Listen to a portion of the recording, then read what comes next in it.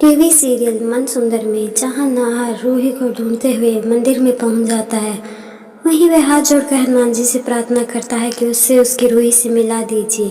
तभी वहां हनुमान जी भगवान चमत्कार करते हैं और रूही का ब्रासलेट नाहर के हाथ लग जाता है। नाहर ब्रासलेट लेकर सोचता है कि यह रूही का है, जरूर रूही यही होगी। तभी रूही को भी इस बात का ख्याल आता है कि उसका ब्रासलेट गिर चुका है। वह अपने ब्रासलेट को ढूंढ रही होती है, तभी नाहर पीछे से जाता है और कहता है कि रूही, ब्रासलेट मेरे पास है। नाहर को देखकर रूही बहुत ज़्यादा हैरान हो जाती है और घबरा भी जाती है कि अब वह नाहर जी से क्या कहेगी। तभी वह कहती है कि नाहर जी आप यहाँ। तभी नाहर कहता है कि रूही, तुम बताओ कि तुम यहाँ कैसे हो और तुमने घर क्यों छोड़ा। तभी रूही कुछ नहीं बोलती और कहती है कि नाहर जी, वह आपको कुछ नहीं बता सकती। तभी नाहर रूही का हाथ पकड़ता है और अपने सर पर रखता है और कहता है कि रूही, तुम्हें मेरी कसम है, तुम्हें सच बताना ही होगा। तभी रूही कहती है कि नाहर जी, अब मैं आपसे कुछ नहीं बता सकती, आप मुझे इतना मजबूर मत कीजिए। तभी नाहर कहता है ठीक है रूही, अगर तुम घर नहीं जाना चाहती तो मैं भी घर नहीं जाऊंगा, मैं भी यही तुम्हारे साथ रहूंगा। तभी रूही सोचती है कि अगर नाहर जी घर नहीं गए तो पूरे परिवार वाले नाहर जी के लिए बहुत ज़्यादा परेशान हो जाएंगे। तभी वह कहती है कि नहीं नाहर जी, आपको घर जाना ही होगा। तो नाहर कहता है कि रूही, अगर तुम मेरे साथ चलोगी तभी मैं घर जाऊंगा।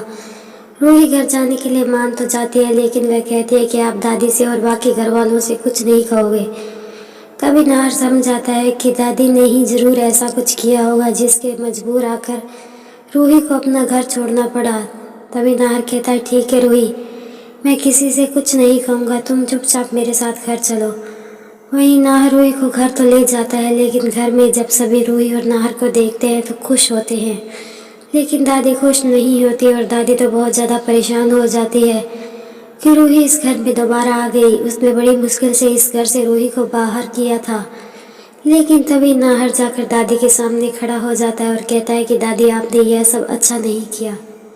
मैं यह तो जानता था कि आप पहले दिन से ही रूही को पसंद नहीं करती, लेकिन आपने रूही को इस तरह मजबूर कर दिया घर छोड़ने के लिए। तभी अपनी सफाई में दादी कहती है कि नाहर, उसने ऐसा कुछ नहीं किया। लेकिन नाहर के हाथ में फ़ोन में सबूत होता है, जिससे वह रूही से कहती हुई नजर आती है कि अगर वह इस घर में वापस आई तो वह अपना मरा मुँह देखेगी। तभी नाहर वह सबूत सभी घर वालों को दिखा देता है तो रतन अंकल तो बहुत ज़्यादा गुस्सा हो जाते हैं दादी पर और कहते हैं कि माँ, आपने यह ठीक नहीं किया। आप यह बात अच्छी तरह से जानते हैं कि नाहर रूही के बिना नहीं रह सकता। वह 2 दिन हो गए भूखा प्यासा नाहर रूही को ढूंढ रहा है, आपको नाहर पर भी थोड़ी सी दया नहीं आई।